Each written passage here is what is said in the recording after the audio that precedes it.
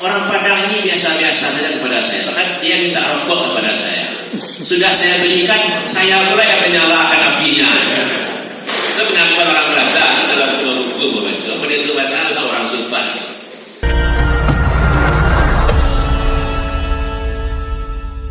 Atau kritis kan memberikan kritik. Orang Minang itu suka main kritik. Siapapun ustaz pasti akan dinilai. Siapapun tokoh pasti akan dikritisi. Itu kalau dalam praktek ketua masjid surang, kepala sekolah surang, kepala wali kota surang. Ibu di Lapau satu jadi Pak Wali. Ibu di Lapau satu jadi wali negari. Karena masyarakat yang kritis, lingkungan yang terdidik, kemudian orang kita yang banyak merantau, banyak berhadapan dengan orang luar, menjadikan orang Minang ini cerdas, hebat, luar biasa. Sehingga gubernur Sumatera Barat, Sumatera West itu di masa penjajahan, dia katakan, saya jadi bupati, gubernur di daerah lain dihormati. Ketika saya diangkat jadi gubernur di Sumatera Barat, orang Padang ini biasa-biasa saja kepada saya. Bahkan dia minta rokok kepada saya. Sudah saya berikan, saya pula yang menyalakan apinya. Itu pengakuan orang Belanda dalam sebuah buku membaca. Kemudian itu mana orang Sumbar. Ya, masyarakat yang kritis, termasuk tokoh masyarakat, termasuk dai selalu dikritisi. Ustaz macam-macam ramah, senang pandai, makan-makannya seperti itu, mamanya seperti itu, istrinya seperti itu.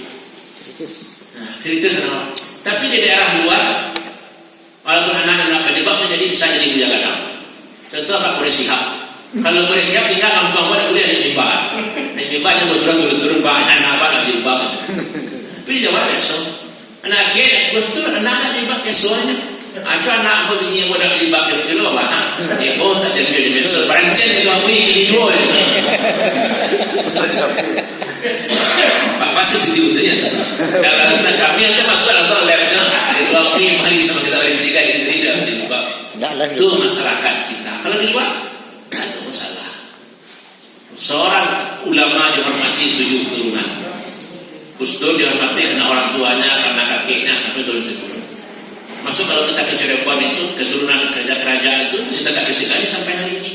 Kalau awak orang jadi buya itu cari anaknya banyaknya dia pak. Dia kadang ayah anak tak tua jadi dia. Ini perbedaannya. Kemudian yang terakhir, orang Minang itu demokratis. Di samping suka mengkritiknya, suka bermusyawarah. Aku lihat dalam baralik banyak kata-kata kritik Ustaz Jamil. Duduk surang, sampai-sampai duduk sama. Apa-apa kau suka hanya boleh ayat, berdua boleh ketuk, merupakan nama kopi, kacau-kacau, sama punya di kami 2, 3, 1 dan nanti dia ambil itu kata bayu. Jadi mengatakan ingkau satu. Pasal bantah menanti. Banyak dituahnya musyawarah. Itu mereka orang. Cuma yang mengicik sepatahnya beraduan. Ada seorang ustaz lebih Timur Tengah yang diangkat jadi datua. Orang tak boleh ada. Jadi lah pas sampai di pengukuhan ada laku, ada atau ketuaan. Ustaz sama diangkat, ustaz harus menando membayar ke negari. Itu tak kajian. Salah bapak. Melanggar susila, berzina, atau mengambil gampang melia untuk membalas. Tidak salah ustaz, patang ustaz memotong hewan kurban dari raya Idul Adha di yayasan ustaz, tidak ada melapor ke negari. Itu saja. Ustaz ambil kurban tapi tidak melapor ke negari saja ada negari kok. Harus melapor karena mama tadi kerajaan. Kami tidak melarang itu, tapi ustaz tidak ngecek. Anak sepatah yang berani. Bayu itu tak sampai. Kan ini dah kita dah kenal saja. Itu satu malam pernah baca dulu ya Allah lagi. Tapi sudah menanduk. Tapi alhamdulillah ini jadinya. Itulah contoh hal-hal yang ada di tengah masyarakat perlu ada musyawarah. Kemudian nagari yang berdiri sendiri tanpa kerajaan. Orang luar banyak salah paham. Yang memahami Pagayuang itu bentuk raja di Jawa memerintahkan daerah-daerah Sumatera Barat. Padahal tidak. Di tamu-tamu negara itu beda-beda. Contoh negara yang mau Penampuan.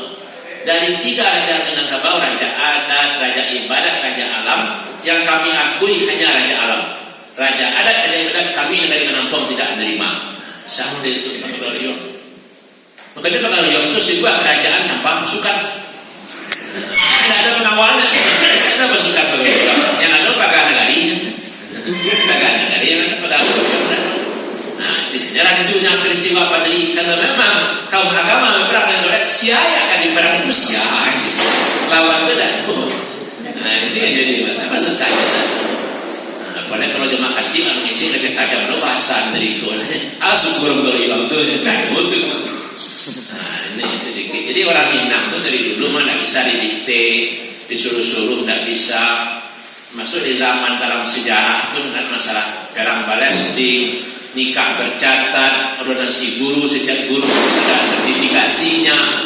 Itu kan di Jawa berlaku, daerah lain berlaku, tapi di Sumba kata wakil-wakil Belanda semua tak bisa dijalankan di situ. Orang mereka saja loh. Kan terkenal pelari Sungai Kuat, terkenal pelari Sungai Kuat. Dibuka Sarawak ke Belanda lah.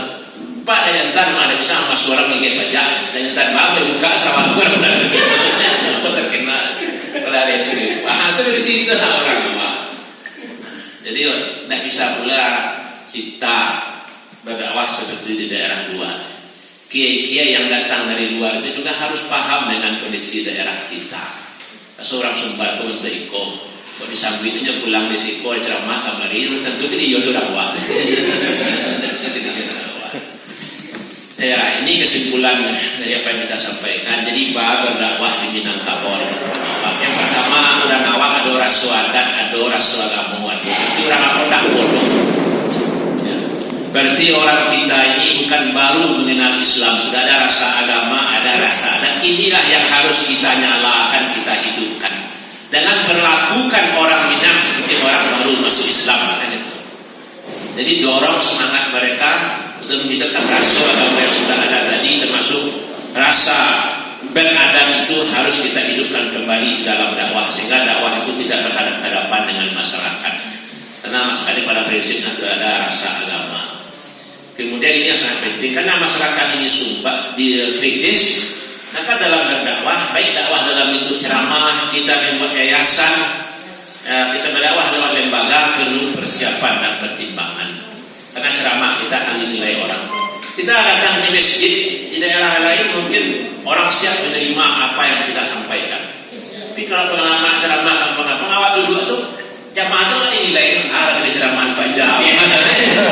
Mang dinilai kan terasut. Awak kan dinilai nabi ceramah. Itu jodohnya dengan pengalaman. Apalagi ceramah orang kenal. Ambo pribadi tak publik makalah sedang kena apa malam. Lama sampai kayak sedih ambo. Awak berapa panjang makalah. Tapi rasul balik. Kalau daerah lain biasa ya awak makalah. Sudah imam boleh matur. Itu biasa saja ambo kan. Sabtu petang di Solo biasa. Mami makalah untuk jemput ustaz apa? Balik dia bos. Sekian hari itu bawa pikir. Dan jangan dinilai itu saja mir. Mana rancak dia baru sama. Terkenal. Tapi soal pas ustaz kan buat apa? Aku sendiri kemenang aja. Mak itu adanya awak nilai itu. Kalau ini dari sawah ini. Kemudian di ustaz itu menilai akhir ceramahnya gue. Dulu awal-awal Ustaz Abdul Samad viral kan ceramahnya Luki Ambacang gitu nyiram-nyiram. Salah saya cara mau beli makan kalau selagi bang masih kepau. Ada ibu-ibu ceramah di situ. Ceramah orang dari ibu macam. Entah ada adik saya ceramahnya dari. Waktu ada saya dapat tak kenal apa ibu. Jadi sama-sama makan. Saya sudah ada ceramah. Entah ada adik saya ceramah tak ada. Itulah tipe masyarakat yang akan kita hadapi lah ya. Nah, jadi teringat kita ketika yang Malik yang mendirikan Al-Hidayah buat kota, ketika baru pulang dari Mesir 12 tahun di Mesir. Ketika beliau pulang apa kata A.S. Mansur, pulanglah ke Sumbar. Kalau di Jakarta jadi dai kondang, jadi ustaz di Jakarta itu biasa. Tapi kalau di Sumbar itu hanya di Biak itu hebat. Kalau enggak orang Minang itu seketik bawa Yahudi. Itu rayakan dakwah. Seketik bawa Yahudi. Ustaz, kau ceramah banyak sekali. Kau simpan saja Ustaz bahasa baru Ustaz. Oh, mereka dari tadi masalah BRI. Ini perlu terima kapan tadi. Apa dalam pertawan? Ceramah aku bulan petang diblokir di Facebook buah tuh. Pokoknya ceramah kau saya simpan aja, saya sebar-sebar dari kira. Aman lah. Ceramah satu letak hilang ya besok. Jadi kalau di grup tuh, bagi tuangi, kita udah nggak tahu kalau perasaan ke tuangi, yang kan kepala sekolah kamu tuh saya. Ustaz Mampu gara-gara rambut itu awi, terpanggil dia kepada aku. Jadi dianggap kira-kira ini ada mungkin dari gelar dan sebagainya. Macam ada pada ditahan orang nggak tahu.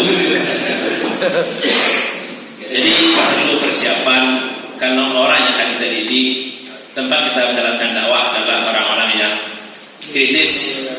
Yang terakhir, awak perlu sabar. Kalau tidak sabar, padang panjang lagi mungkin ini. Setelah saya tidak ceramah, ini kan banyak. Setelah saya hebat tinggi itu dulu kadang pada panjang.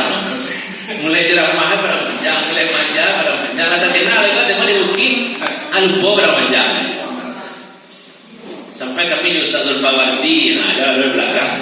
Baik pelatihan pada kepadang Ustaz sehari dia orang honor acara-acara kami. Sehari kami bayi acara imunisasi adalah dia 900.000.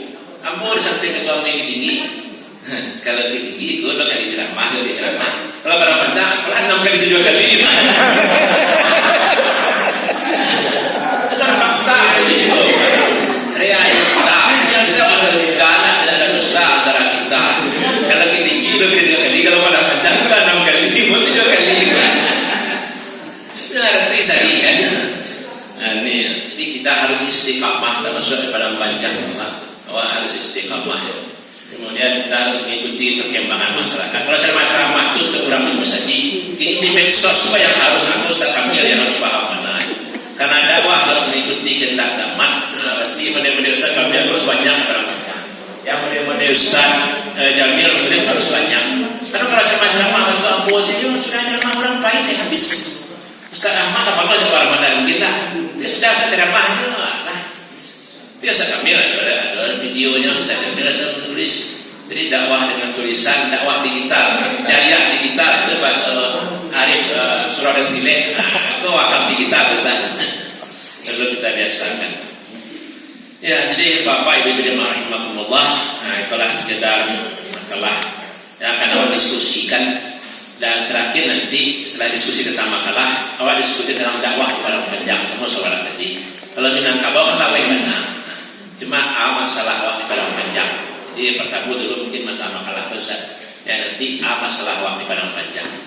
Karena kau memang tidak tahu dalam judul itu yang perlu. Minangkabau kalau mah dari masa dari Kunaigo sampai ia sedikit sembilan ayah bagi itu dia kedua rajo laweh dari Minangkabau. Awak dari Ivan sana dari Selayang sampai ke Tangadi. Selamat sampai terima kasih. Silakan Ustaz.